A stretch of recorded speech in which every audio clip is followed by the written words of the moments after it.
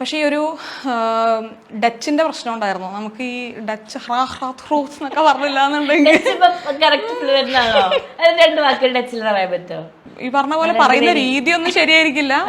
ഹവായു എന്നാണെങ്കിൽ ഹൊഹാത്ത് വെറുതെ കാറ്റ് മാത്രം ഞാൻ ഡച്ച് ക്ലാസ് കോഴ്സിന് വേണ്ടി പോയി കഴിഞ്ഞപ്പോ അവരെന്റെ അടുത്ത് പറയായിരുന്നു നിങ്ങൾക്ക് ഹാറ എന്നൊക്കെ പറയാൻ പറ്റും. അപ്പൊ ഞാൻ പറഞ്ഞു മലയാളികളാണ് ഇതൊക്കെ പറയുന്നത് നമുക്കാണോ?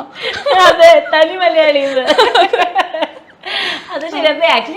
ഇങ്ങനെ കൊറേ കാറ്റ് വിട്ടാ മതി. കാറ്റ് വിടലാണ് മെയിൻ.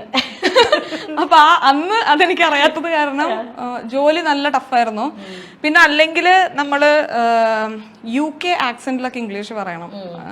എനിക്ക് എന്റെ ഇന്ത്യൻ ആക്സെന്റിൽ ഇംഗ്ലീഷ് പറയാനേ അറിയുള്ളൂ. ജീവിതം മുന്നോട്ട് കൊണ്ടുപോകാനുള്ള ഇംഗ്ലീഷ് അറിയുള്ളൂ. അപ്പോ അതുകൊണ്ട് അത് കാരണം ജോലി കുറെ റിജക്റ്റ് ആവുന്നുണ്ടായിരുന്നു. പിന്നെ ഏകദേശം ഒരു 1.5 കൊല്ലത്തോളം നോക്കിയിട്ടും ജോലി കിട്ടില്ല എന്ന് മനസ്സിലായി. പിന്നെ ഒരാളുടെ ഇൻകത്തിൽ മാത്രം നെതർലൻഡ്സിൽ ജീവിക്കാൻ ബുദ്ധിമുട്ടാണ്. കാരണം യൂറോപ്പിൽ തന്നെ നോക്കുകയാണെങ്കിൽ നല്ല ടാക്സ് വരുന്ന ഒരു കൺട്രിയാണ് നെതർലൻഡ്സ്. അപ്പോൾ ഓൾമോസ്റ്റ് ഒരു പകുതിയോളം ടാക്സ് ആയി പോയി കഴിഞ്ഞാൽ പിന്നെ ജീവിക്കാനുള്ള പൈസ കഷ്ടിയേ ഉണ്ടാവുള്ളൂ. നമുക്കൊന്നും ചെയ്യാൻ പറ്റില്ല. ഇപ്പൊ നിങ്ങൾ കാണുന്നത് ഞാൻ ഷോപ്പ് ചെയ്യുന്നതും ഒക്കെ ആയിരിക്കും.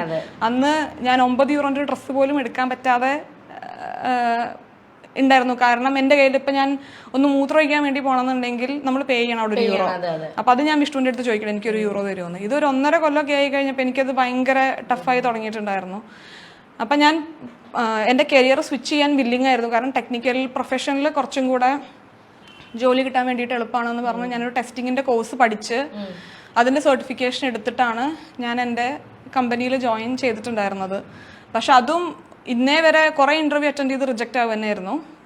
ആ ഒരു പെർട്ടിക്കുലർ ഇന്റർവ്യൂ അറ്റൻഡ് ചെയ്യുന്ന സമയത്തും ഡച്ചുകാർക്ക് പൊതുവേ നമ്മൾ ഭയങ്കര ഹോണസ്റ്റ് ആയിട്ട് സംസാരിക്കുക എന്നുള്ളത് ഭയങ്കര ഇമ്പോർട്ടൻ്റ് ആണ്. അവരെന്ത് കാര്യം പറയണ്ടെങ്കിലും മുഖത്തടിച്ച് പറയും.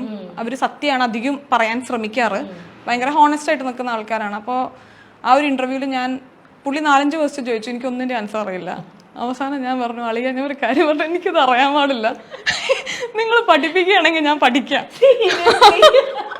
ഞാൻ കുറേയായി ജോലി നോക്കുന്നു.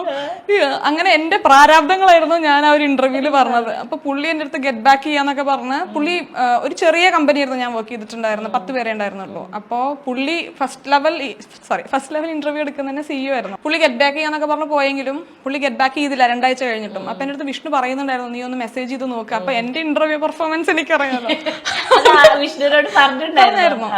പക്ഷെ എന്നാലും ഗെറ്റ് ബാക്ക് ചെയ്ത് നമുക്കൊരു ചളിപ്പുണ്ടായിരിക്കുമല്ലോ. എന്ത് ബേസിസിലാണ് നമ്മൾ ഗെറ്റ് ബാക്ക് ചെയ്യുന്നത്? അപ്പോ പുള്ളി എൻ്റെ അടുത്ത് പിന്നെ 2 ആഴ്ച കഴിഞ്ഞിട്ട് പുള്ളി മെസ്സേജ് അയച്ചു ഇന്റേൺഷിപ്പിൽ ജോയിൻ ചെയ്യാൻ താല്പര്യമുണ്ടോ? 3 മാസം ഒരു ഇന്റേൺഷിപ്പ്. അപ്പൊ ഞാൻ പറഞ്ഞു ഭയങ്കര താല്പര്യം.